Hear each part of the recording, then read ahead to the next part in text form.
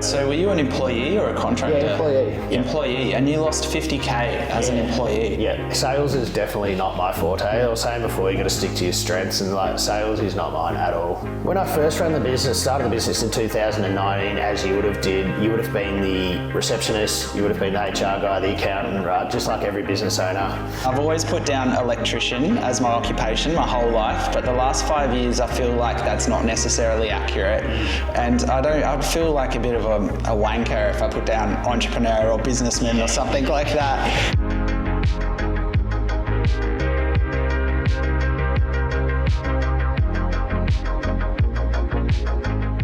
Jason Dickinson, so tell me, who are you? I'm Jason. Thanks for inviting me into your studio, mate. I can't believe you've set something this big up, mate, in the short amount of time. So I'm proud of you, mate. We sort of both started the journey together. Just as electricians, just working out what we want to do in life, and sort of look where you're at now, mate. So well done. About me, I'm from Melbourne, born and bred in Melbourne. Love Melbourne. You know, it's hot, it's cold. You got a massive wardrobe for every season. I love footy, love sports, and I've got a beautiful wife with 2 young kids. They're 5 and 8. So that's who I am. Yeah, awesome. So tell me about what you do for your business. Tell me a little bit about that. I'll take it back and say how I started the business. Very similar to you. I finished year 12, 2001. Drove forklifts for 3 years, and that was just that sort of stage of your life. Like, what am I going to do with my life? I just had no idea. And then got an opportunity to do an apprenticeship as an electrician. I thought, not really into it, but I'll give it a crack anyway. And then started an apprenticeship. It was just me, and I was the only apprentice, and then I had a boss. So it was just like a one-on-one sort of every day. So I learned heaps. But the thing that I learned most was that he was a bit of an a-hole. Yeah. And underpaid. Worked like 12 hours. Got paid for 8 hours, and it just really made me realise that if I ever did run a business, I wouldn't treat my employees like this. So that was like a really good learning curve, even though it was painful at the time. It was sort of it really taught me you got to treat your staff right, and that was one of the biggest things that I learnt. So I got qualified in 2008. I think I was 25, and then I got qualified, and then obviously I think it was the local papers back then. Went through the papers and found a job for solar, and solar was pretty new. I didn't really know what it was. So I thought 2005. That's 2008. I think that was. Yeah, 2008. You were a pioneer. Yeah, of solar. Yeah. So sort of went in there, and there was heaps of work. There was no regulations. There was just heaps of work. The panels were like 175, 190 watts. So I remember we used to carry 2 up at a time on our shoulders, like it was, the good old days. Throw the cable in the roof. No, don't have to clip it. Do you know what I mean? One isolator for the AC and DC. The big heavy inverters. Like, it was just smash out 2 or 3 a day. It was just crazy. And then so I got accredited, CEC accredited in 2009. So it's at 15 years now. Wow, that's actually a really long time ago. You actually, you started a little bit before me. I think I'd say you had a bit of a head start. Yeah, possibly, yeah. So, it was just a really weird industry back then. No one knew much about it. So that was 2009, and then unfortunately 2011, 2012, I had like an illness which sort of knocked me out of the workforce for a couple of years. I don't really want to get into that, but then once I got back from that, 2013, I went back to that same solar company. And then 2 years later, they actually went bust. So they were pretty much like the only solar company out there. They were going gangbusters. They took too much on, they grew too quick, and I witnessed it firsthand, what happened. I'll touch on that a bit later about the mismanagement of the company and how they went wrong. So how did you get caught up in that then? Did that affect you negatively? Did you lose money or? Yeah, it's a good question. Yeah, so basically, I thought I was, part of the company. I'd been there for, 5 or 6 years overall. One of their first A grades and CEC qualified, and then they just sent a text message out on a Friday afternoon to everyone saying, look, there's no work, you're all fired, the company's going under, and that was it. Yeah, wow. So financially, no one got paid their super or their annual leaves. I think I lost about 40 or 50K, and back then, now it's still a lot of money, you know what I mean? But back in 2009, that was an even greater amount of money. And yeah, it was just another learning about not how to run a business, which has probably put me in good stead now. So were you an employee or a contractor? Yeah, employee. Yeah. Employee, and you lost 50K as an employee. Yeah, of super. So and paid annual leave as well. So wow. And then not just that, they actually owed their suppliers like over $2.5 million as well. So that's why they liquidated. It's crazy. I don't know about 2009, but unfortunately, stories like this you hear them pretty regularly. I think in 2024, I've heard quite a few. Not so much. 2023 wasn't so bad. You would hear one or two, and you'd be like, "Oh yeah, those guys weren't very good anyway." I'm not surprised. But yeah, this year there's been quite a few businesses that seem to be going really well, and you hear those types of stories. So yeah, it just goes to show full circle sometimes. Yeah, it's crazy, isn't it? That's why I sort of, like you and me are in the same sort of boat. We started the company at the same time. We've been through the challenges, and we're still surviving. Yeah, surviving is a great word. Yeah, from the outside successful, from the inside surviving. Yeah, so that was 2016, I think, when I got fired from that solar company. So I knew how to install pretty well, and that was pretty much it. And then just worked, got my own ABN. Subcontracted, just doing general light and power electrical work for 2 or 3 years, $50 an hour, maximum 40 hours a week. You can only earn $2,000 a week, and that wasn't really sitting well with me.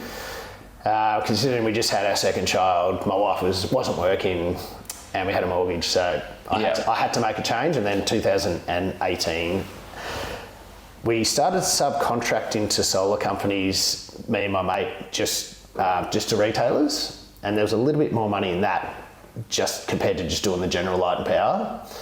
And then that sort of made me think, hold on, we can cut the middleman out here. We can cut them out. All we need is a sales team to get the sales. And then in 2019, I started Jet Solar. So that's sort of how it all started. Yeah. Yeah. Look, it's really interesting. I think I met you around 2019 as well. So it must have been almost exactly the same time that you started Jet. I think Lightning Energy kind of started around 2018. It was a bit slow for the first 12 months, and then it really kind of took off pretty quickly from there. But a funny story there was, I remember when I met you originally was because I'd just leased a warehouse in Clayton, which was not even that big. I think like 150 square meters or something, fairly small. Yeah. And I was freaking out that I thought it was too big, and I didn't know what I was going to do with the space. And I actually touched base on a Facebook group to see if anyone was interested in sharing the space. And that's how I got in touch with you. And you came down and we looked at it, and luckily we decided not to go ahead with sharing that space because I realized very quickly that was not enough space for us, and I think we would have had a bunch of issues if we were trying to share the space there. Yeah, that's right. I remember that. Yeah, it was good. It was. I was still actually warehousing out of my garage at home. Yeah. And then I thought, look, I need to store maybe 1 to 2 pallets a week at your warehouse if you could. And you sort of said, yeah, I think I'm going to outgrow it soon, so it's probably better not. I said, yeah, fair enough. So yeah, look, it's good. So tell me about your business now. So do you currently have a warehouse now, or are you using suppliers? How are you operating there? Yeah, look, so we actually just got our first warehouse last year. And I did it all logistically. So without giving too much away, we use TradeZone. So TradeZone are our main supplier. We have a great relationship. They're massive. They've got 7 stores around Australia. Now, this is not a plug about TradeZone. This is just about how we sort of logistically run the business. So instead of getting a big warehouse, everyone does stuff differently, right? So you do it differently, I do it differently. We have a small warehouse, which is basically just where we stock, like, our isolators, our cable, our office staff are upstairs, and then we use TradeZone for everything else. So, and logistically, they're 4 minutes from my house, so it just works for everything. So that's how we've been doing it for a year and a half, almost 2 years now, and it's working, and it saves on overheads for us dramatically. But then people could also say, well, you're not buying panels direct, so you're losing a bit of money there. But for me, it's all about work-life balance, which again, I'll touch on a bit later as well. So. Yeah, look, that's interesting. So tell me about work-life balance. What's your stance on that? And, you know, how do you find running a business affects, you know, your wife and your family and that kind of relationship? Yeah, so look, it's a good question, Luke. I mean, it's the same old story. Like, when I first started the business in 2019, as you would have done, you would have been the receptionist, you would have been the HR guy, the accountant, right? Just like every business owner. Arguably. Yeah. I claimed it. You would have been doing 60 plus hours a week. I did that for the first 3 years, and then I sort of realised I was just being really selfish, because as I said before, we had the 2 young kids. My wife put her whole career on hold for the children. I went to work. I was doing the 70 hours a week. I get home and I was still working, doing the quotes, the invoices, the books. So it wasn't bad on my mental health only, but it was bad on our relationship and other things that were creeping in as well. So I think I would have been a train wreck by the end of it, and something had to change. So after the 3 years of, you know, busting your balls for 3 years, which I think when you run a business, you sort of have to do that in the first 2 or 3 years just to survive that first 12 to 24 months. I think you have to, on that, I do have thoughts on that, where like every time you want to level up, I feel like you have to put in extra effort. You have to do 60, 80 hours a week to get from one level to the other. But then I feel when you're at a level where you're comfortable, if you want to stay at that level, then sometimes it is okay to scale back to, you know, your 40, 50 hours or whatever you've got to do to, you know, maintain family life. Yeah, so totally agree. So tell me more about that. So as I said, the relationship was on the brink. I was doing my own head in. My mental health wasn't well. The business is still doing well, but I just had no work-life balance where I had beforehand, and it wasn't really sitting well with me. So I needed some help. So someone suggested I get a business coach, and I was like, no, I can do all this myself. It's fine. Yeah. And then what year was that? That was 3 years. So was it probably 2022? So yeah, 2 years ago, I reckon. Coming out of COVID. Yeah, coming out of COVID. And then I got the business coach, and he goes, yeah, you're a mess. You know, he didn't know me from a grain of salt. You're a mess. You need to change. So from then on, my business mindset changed from let's try and grow this business as quick as I can and, you know, be successful to have a work-life balance. Otherwise, you know, the business would go down the drain because I wasn't obviously operating it that well. So he sort of said, look, you need to restructure. You need people in the office. You need other people to help you. So he said, stick to your strengths, do what you're good at. And that was obviously being the electrician, being the technical guy, know how batteries work, solar works, know how to run the business, but then just get people to do the admin stuff. You know, that there's 30 hours a week, especially in our industry. There's a full-time job there for the admin. You know, get someone to help with the HR, just the little things that other people can do that you don't, that's not your specialty. Yeah. So that's probably the game changer for me. That was 2 years ago. Since then, I literally, my hours have dropped to probably 30 hours a week now, which is fantastic for me. Living the dream there. Everyone's different though, but as I've experienced the hard yards in the first 3 years now, I definitely don't want to do them hours. So I'm happy just doing the 30 hours a week, making sure everything's smooth. I've got an eye over everything, making sure everyone's happy. And now the business is actually running better than it ever has been. So, and the key word my business coach said to me, health is wealth, which... Health is wealth. I agree. Yeah, there's a lot to say about that. They say a healthy man wishes about doing 1,000 things and an unhealthy man wishes about one thing. So... Yeah. It's true. Yeah, I hang out with a lot of entrepreneurs now, and they're all kind of into health and longevity because they realize it doesn't matter how much money you have in the bank or how good your business is. If you're unhealthy or if your family leave you, you're not going to be happy. Yeah. So yeah, look, it's interesting. So tell me, how many people do you have working for you now? So at the moment we've got 3 installation teams. So that's 14 people. And then we have 2 people in the office. Okay. So 16 people. Is that one admin and one sales? One admin and one sales.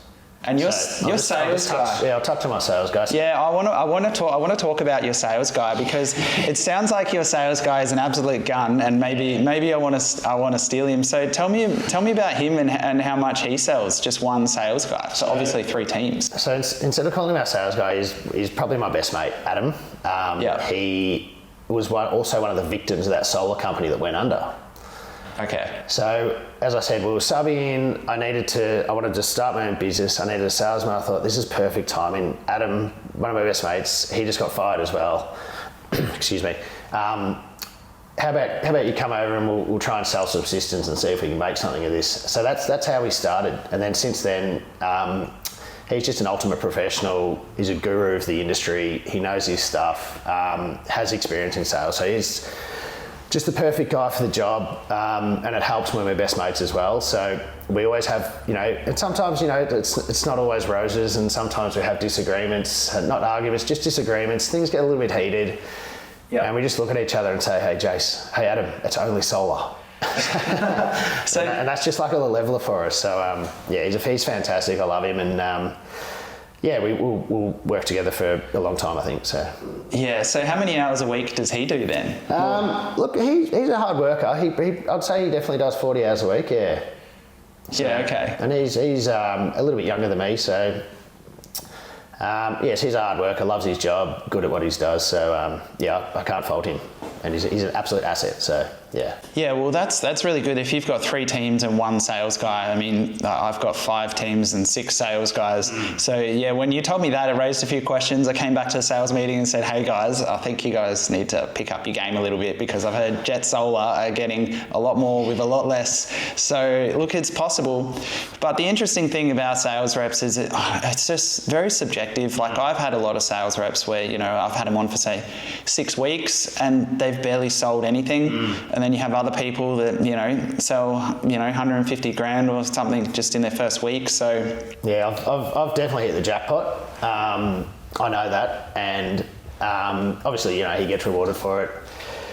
But sales is definitely not my forte. I was saying before, you got to stick to your strengths, and like, sales is not mine at all. I used to be, I did sales for like 3 months before I was an apprentice.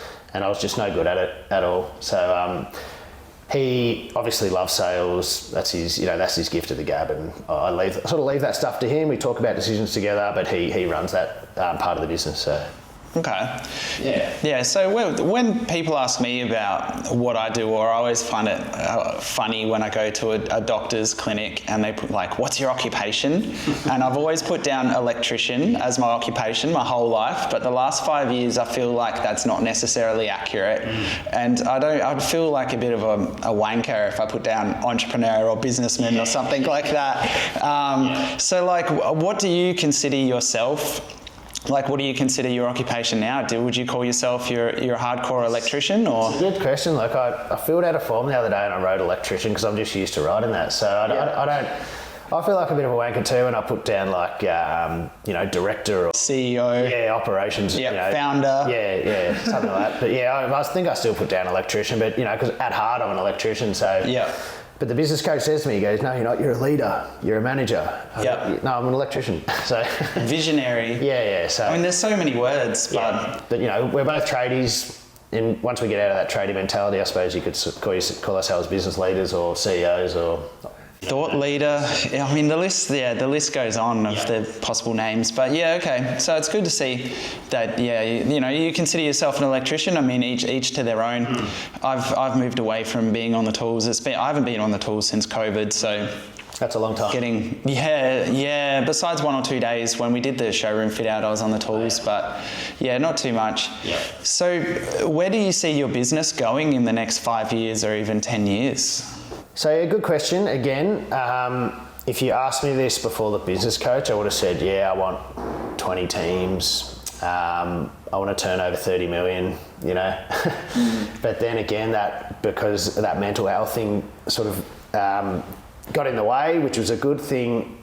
We now sort of educate every decision we make by projections. So we think, all right, let's look at the sales. Do we have enough sales to run another team? If so, what's another team going to cost, and is that going to affect myself doing more hours, which I don't want to do. And if it does, I'm not going to do it. So if we can get more staff in to run the extra teams, we can get the extra sales, we're going to do it, but it mustn't sort of impede on my work-life balance. So my whole mindset's changed. I'm happy with where the business is now. It's comfortable. It's not that stressful. Relationship with the family's fantastic. I get to do things with the kids. I do school pickup every day.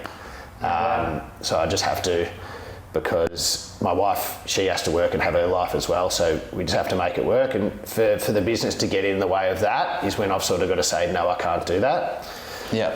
So obviously, I'm very happy with it at the moment, but I would like just to stay happy. If we get more teams, we do, but we're in a position now where sales are definitely outweighing our installations. So we definitely need to look at that very shortly. So what's your solution going to be there? I mean, so look, it sounds like you're kind of happy where you are, which is great. I mean, each to their own. But so like, say if there was a flood of sales that, you're not trying to grow your business, but you're obviously really good at what you do. Victoria's best solar installer, I heard, on the side of the truck, I think. Right. But yeah, like say if sales do just flood in, or there's that kind of organic growth there, what is your strategy? Are you going to keep employing people, or are you going to look at contractors? Well, the thing is, what we've done, we've got to. We don't have a high turnover of staff at all. So when we get an apprentice, they're usually from first all the way to fourth, and then they get qualified, they become one of our team leaders, and then they can run a team. So that's happened with all of our staff at the moment. We've just put one of our A-grade electricians, he's now our operations manager. So he's off the tools. He's probably on the tools one day a week just doing site visits, but for the rest, he's just running the show. So we've got 2 fourth years at the moment. They're just about out of their time. So now it's a good opportunity. We can put them straight into CEC and get them qualified, and just employ some new young apprentices. SAA, apologise. shows my age. Yeah. So that's sort of, I like homegrown staff instead of getting people off Seek or something, because you know their qualities, you know they're good, and they know how your company operates. Yeah. So look, it's definitely a conversation that they're having now about having a look at our sales gap between our installations gap, because as I said, the sales gap is just getting bigger, and we're either going to have to A, knock back sales, which nobody likes to do, or B, get some more installations done with more staff members. So. Yeah. Okay. So what do you think is your biggest achievement as a I don't know, personally or as a company so far? Like, what are you guys most proud of? Yeah, good question. I'll start with personally. Personally, was probably last year I did a half Ironman, which is, I know, it's a 5-hour sort of fitness thing where you're 12 months of training, which, work sacrificed a lot of that because I was training instead. So that's part of that work-life balance again. There's 1.9 kilometre swim, 90k bike ride and 21k run. It was brutal, but I loved it.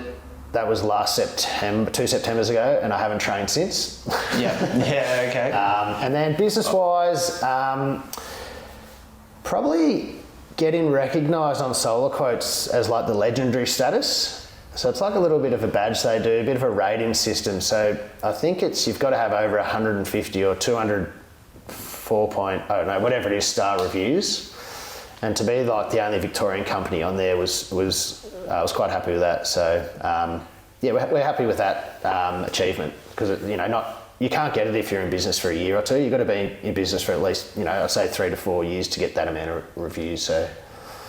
Yeah, look, Solar Quotes does move a lot of weight in the industry. Well, not just in the industry, but actually outside the industry with customers, because there's a lot of things like, I don't know if maybe I don't know who's going to listen to this podcast, but there's, say, Sunwiz, right? Yeah. Warwick Johnson, great, nice guy, I love Sunwiz, but I'm not sure how big that is or how much of an achievement that is in a customer or homeowner's eyes, whether they know about that. Whereas a lot of people out there, they do know Solar Quotes and they know Finn Peacock and blah, blah, blah. And if you reach a legendary status, and, we haven't even reached it at Lightning Energy, and you have at Jet, And, you know, I think it does move a lot of weight, and, you know, I think it goes to show the way that you run your business as well. You know, comparatively to mine, we've grown a bit faster. We've got, you know, maybe some less constraints. I do more hours, blah, blah, blah, blah, blah. So, you know, maybe I feel like maybe the reason why we haven't reached legendary is because we were more focused on growth, where you were a little bit more focused on quality. Not to say that our business isn't great, obviously, I think it's great, but I think, yeah, you guys do really focus on the quality, and yeah, obviously, you know, again, recognised for it, which is great. Thanks, Luke. Appreciate it. Yeah, look, I think both of our businesses are great. We just everyone's different. People run things differently, and there's nothing wrong about either way we're doing it. So, yeah. So, you know, we're both in good positions. We've both survived times like, you know, 2019 or 18. We both started our businesses. What was the first thing that happened then? Solar Vic came out, which was good in a way until they started only releasing certain suburbs. So therefore, you'd have 40 sales on the 50 sales on the books. They only had 200 spots, so you'd have to get your spot first, and then once you got your spot, only certain postcodes were released. So basically, you know, instead of doing 10 jobs a week, you'd have to do one because you only had one approved through the books, and that was very challenging. And as you know, many companies went under because of that. Yeah, you know what's more interesting than, you know, big companies going under? You see that and you go, oh, okay, they grew too quick, blah blah blah. You can tell what happened. But in the time that I've been in business, really in this structure, 5 or 6 years, what I've seen the most of is the younger guys, the subby guys, or the smaller guys actually just quit. Like, for whatever reason, they started a crew, they started subbing to, you know, big company, AGL, Origin, whatever, and then after not even 12 months, a lot of them just throw in the towel. They maybe had some invoices withheld, they had some defects, customer complaints, or, you know, they realised they were just an electrician, they weren't a businessman, they couldn't grow, they were struggling to find staff, they didn't like people on Seek, they didn't want to pay for Seek, and they were getting employees off Gumtree, and, you know, they're kind of moving down the ladder there, no offence to anyone on Gumtree.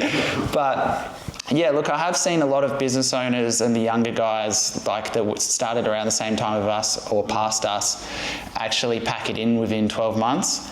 Which, I don't know, may be disappointing to see, but for some of them, I think maybe they're better off just working for people because, like you said, when you finally get a business advisor and everything, there is a whole range of skill sets that you need, and you can't just be an electrician, particularly at the start, particularly in the first 2 years. Like you said, you need to be an accountant, you need to be an operations manager, you need to be HR, you know, so many different things. Yeah.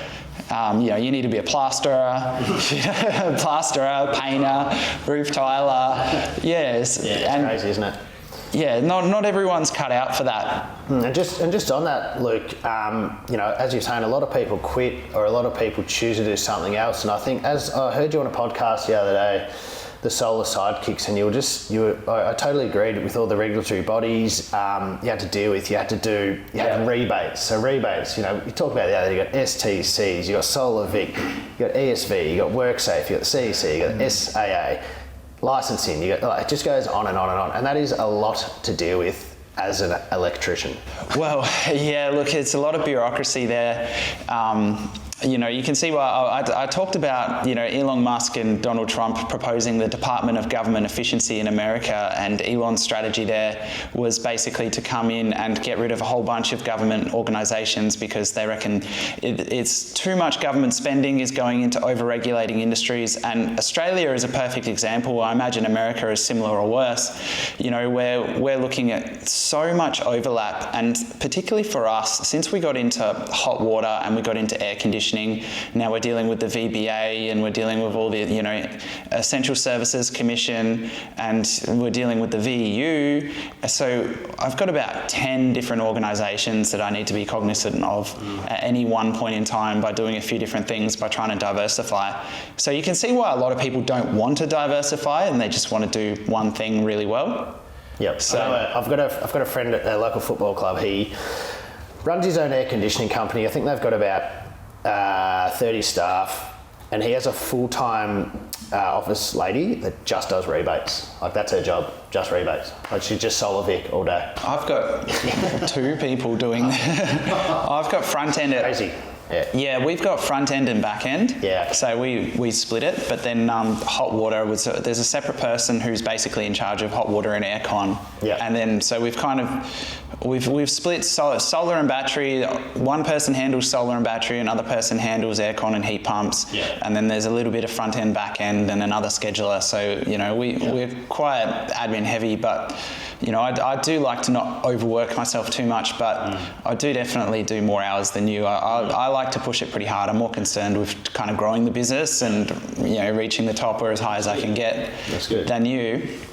But a few other things I wanted to know about, like in business, there's always challenges and constraints, and often it's your biggest constraint that's really holding you back, and whether that even be just from an efficiency perspective or whatever. If you want to be doing 40 hours or 30 hours and you're stuck doing 50 or 60 hours, what do you think is your biggest constraint in business right now? What do you think you're struggling with? Yeah, look, we actually just touched on it.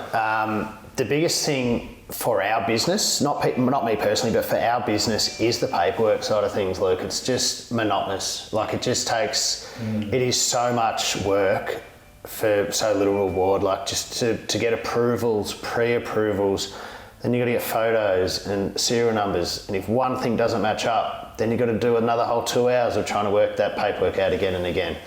You got invoicing. Like, invoicing comes with every business. That's probably the easiest part.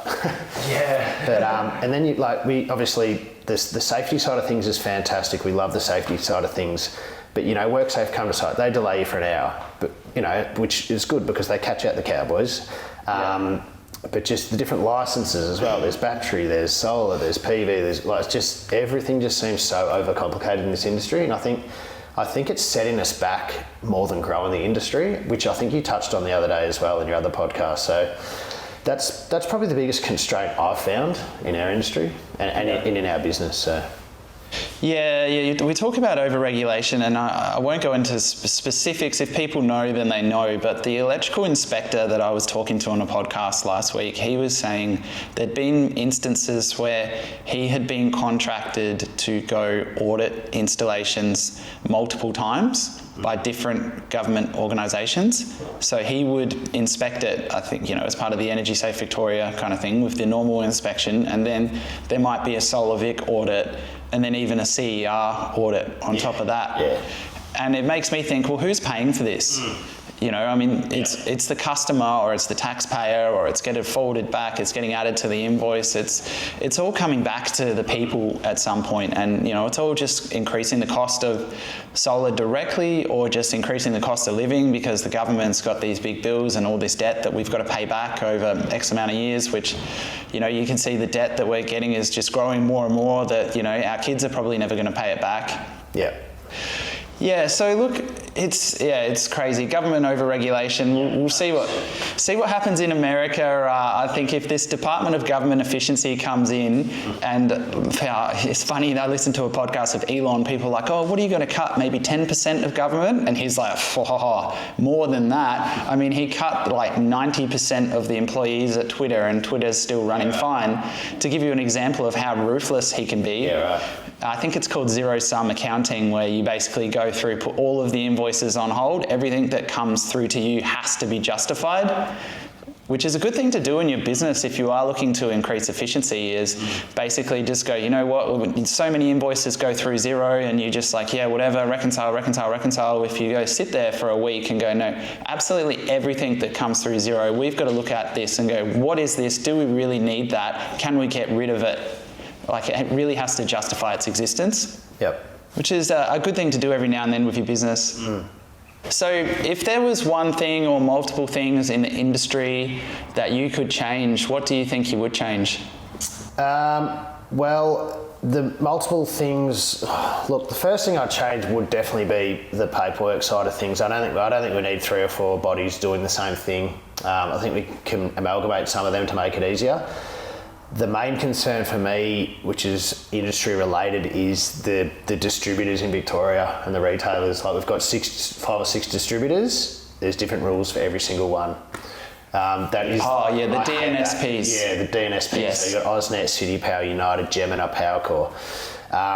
Let's just make it uniform across the board. why can't we do like, is it Energex over in South Australia? Or they have, SA Power in South Australia. It just seems a lot easier in every other state except Victoria. Yeah, and it was kind of mind-blowing for me because I'm from South Australia originally, and when I moved to Victoria in 2017 and I did my first switchboard upgrade, and they said, no, it's got to be inspected. And I'm like, what? It's got to be inspected? I've never heard of this before. And then, we wanted to do a mains. I had to try and quote on a mains upgrade to a house. And I'm like, well, who is the energy distributor? And they're like, oh, what area? And I realized there's 5 different energy distributors.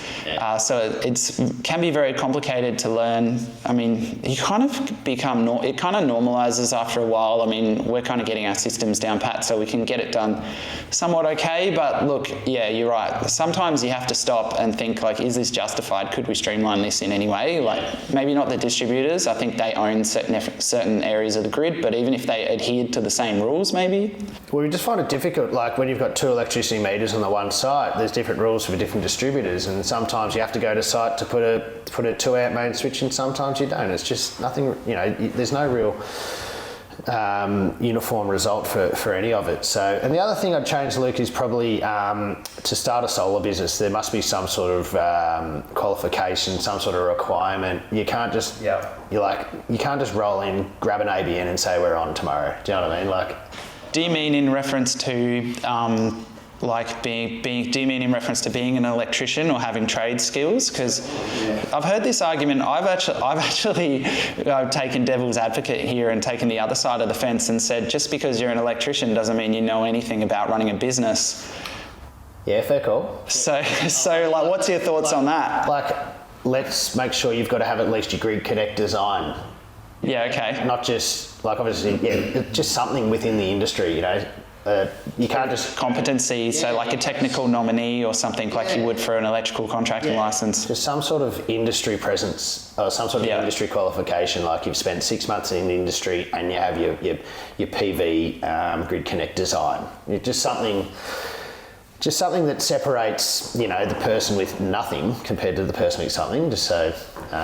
That should help us out a little bit, I think. So, do you know what I've found though, is I would have 100% agreed with you 4 years ago, but actually recently I've noticed a lot of those sales companies, if you will, that don't have any technical knowledge, I think have kind of been run out of the industry because it is getting so much more technical now with battery installations and meters, and now people integrating, backup loads and integrating all this other stuff, hot water and all, there's a lot going on now, particularly with the limits, and, it's really hard for just, your old school sleazy salesman to just kind of rock up to solar and run a business, because I feel like they get caught out, particularly when we get leads from Solar Quotes, and Solar Quotes leads are fairly educated, and if they start asking technical questions, I think most salesmen would be stumped.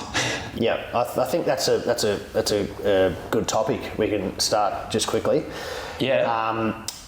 Our background's electricians, right? So our salesmen always come to us saying, they're not electricians, our salesmen. Hey, our customer wants partial backup, but it's a 3-phase house. How do we wire this? How do we do this? Can we offer this? How many amps are they going to get per phase? La da da, right? And they just ring us, and I tell my salesman straight away, and he goes, mate, because we relayed that to the customer, we got the sale, because the other company just said, we'll just give you full house backup, or we're not too sure, or do you know what I mean? Yeah. So I think that's our strong point over them sales companies. So yeah, look, I've played both sides of the fence here. So obviously, coming from an electrical background, I realised at one point I wanted to learn sales, and I wanted to get really good at sales. So I got into, Jordan Belfort, Grant Cardone, all those kind of, sales books and sales strategies and stuff. And it kind of works to a degree, but what I found is it actually doesn't work as much as they say it does. And where you win the sale most of the time is actually technical knowledge.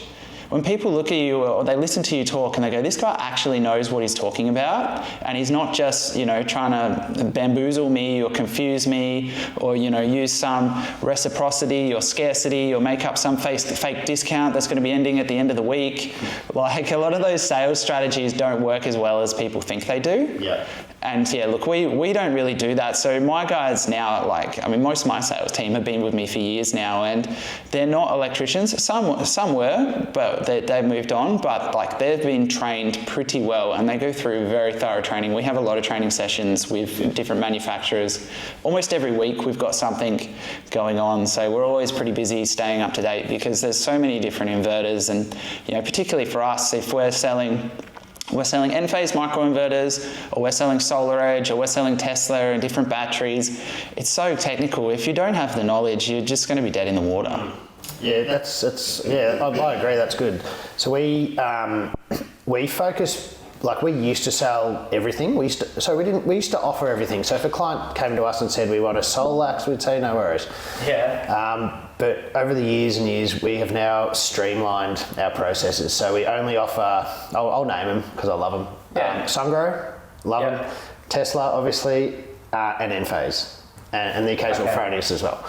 So we do that because they're trusted, they're reliable, they perform well, but the number one thing for me is we have a relationship like directly with the manufacturer. Yep. As you know, and you've probably got the same relationships with the same companies as well. The same people, they go see you and then they come to me and they say, Jason says hi. Yeah, they do the same to me. We just went to Lightning's new showroom and now we're here looking at your little office. So, yeah. But that's a big thing to me. The product has to do what it says, and obviously we need a relationship with the manufacturer. We need a direct rep. We need, a technical helpline on call whenever we need, and we have that with these products, and we really value them. So that's a big part of our business. That's great. And what's your thoughts on the Tesla Powerwall 3 while we're here? Tell me about what's your plans with that product? Yeah, look, it's definitely one we're selling. It's a no-brainer. Everyone knows all the specs. It's got the 10 kilowatt discharge and charge. Double what the Powerwall 2 did. 20 kilowatts worth of PV. It's just a bit of a game changer if you ask me. Similar. Sungrow sort of offers the same sort of products as well, except it doesn't have the Tesla name. So we give them the two options, and we both rate them. We rate them both highly. We just wish you'd get approved so we can start installing them. Really. So yeah. I'm sure Tesla. Yeah, I'm sure Tesla wanted approved as well. So yeah. Yeah, look, it is going to be a game changer. I think 750,000 Powerwall 2s out there in the world, around the world. So it's going to be interesting to see how many more of the Powerwall 3s are coming out. There's no plans for Powerwall 4. I've had a few people mention that. I'm like, settle down. We haven't even got the 3 yet. I don't think there is plans for 4 anytime soon. No. So do you have any advice for any business owners, particularly, I guess, electricians or solar installers coming up, looking at starting a business? You've obviously grown pretty quickly. What advice would you give to Jason 5 years ago? Look, I've learned a little bit, and as running a business, you learn every day. Same as being a parent, and just same as being a human. So, not number one thing, but one of the main things you've got to. Well, what I do, I treat my staff as my family. So obviously, I learned when I was a first year apprentice, my boss treated me like shit. Didn't get paid. Only got paid half for that week, and then got paid the rest of the week after. And like not physical abuse, but just a bit of mental abuse and emotional abuse. So I didn't want that to happen in my business. So I do the reverse. I treat them as family. I sort of run like I'm like one of their mates, not their boss. So I don't, even though they know what they have to do though within their role, but so that's one of the first things. Second thing I've learned, probably from the third year onwards, just running my business, is don't rush any decisions. I used to be very impulsive. If I wanted something, I'd just go and do it without thinking about it. So now I do projections. And again, that's stemmed from that solar company I used to work for that grew too quickly, didn't have any communications between their office and their staff, had too many sales, and they just went, let's go.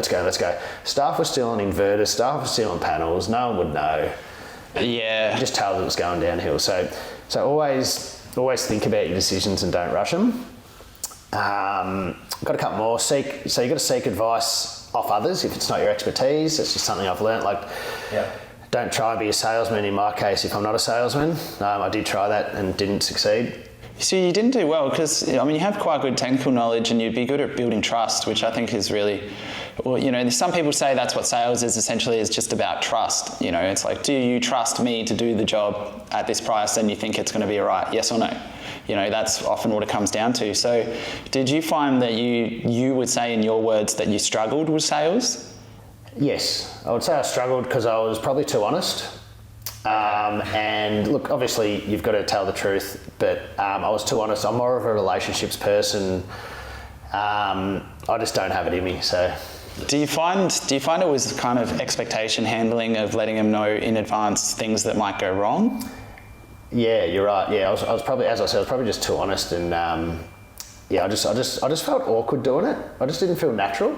So obviously that could have come with time, but yeah, I thought, look, just stick to what you're good at. Some people are born sharks. Yeah. And then I just had this inkling, like, hold on, my best mate just got fired from a solar company. He's a salesman, so it was just really good timing. So. Yeah. Yeah, and lastly, just again, like, you just got to remember, like, whatever your fundamentals are, you know, what do you want in your life? And for me, you know, I build my business around what I want in life, and that's everyone's different. So, and as I said, I don't want to do 60 hours. I want to do 30, 25, and that's comfortable with me because I've got school pickup, love hanging around with the kids, school sports. So, tailor your business around your life once you can get it to that stage. So. Look, that sounds great. If you're happy with where your life is now and your business, and you know, if you're happy and everything's running really smooth, then I'm super happy for you. That's great for you. I wish I could say the same. Unfortunately, I'm way too driven. You know, I'm always looking to get to that next level. But you know, but the funny thing about me is that's how I am happiest. Like I'm hungry. I've got that kind of killer instinct in me where I want to grow. I want to be bigger. We want to get to here. We want to level up. You know, I don't care if I'm doing 80 hours. You know, my wife may disagree, but you know, I don't care if I'm doing 80 hours. If I can see the progress and I'm leveling up, then I'm happy with that. Like I'm happy putting myself in that position where I am under a bit of pressure, a bit of stress, where I have to perform. Personally, I don't think I would be happy doing 30 hours a week. Yeah. But that's just me, right? Everyone's different, like you said, and your business, like our businesses are similar, but our businesses are also different. And you know, us as people, we do have our similarities, but we are different as well, obviously. Yeah. But yeah, no, look, that's really interesting. Well, look, I think we'll leave it at that. I think that's been really interesting to find out about you and your life. And yeah, thanks for coming in. Thanks, Luke. Just a quick one. I just want to quick thank you for having me today, Luke, and very impressed with your showroom and everyone you've got here. And then just a quick to Trade Zone, Tesla, Enphase, Sungrow, all my staff and my family. Thank you. Shout out to the suppliers. We need some better pricing. Yes, we do. All right, thank you. Thanks, Luke. Cool.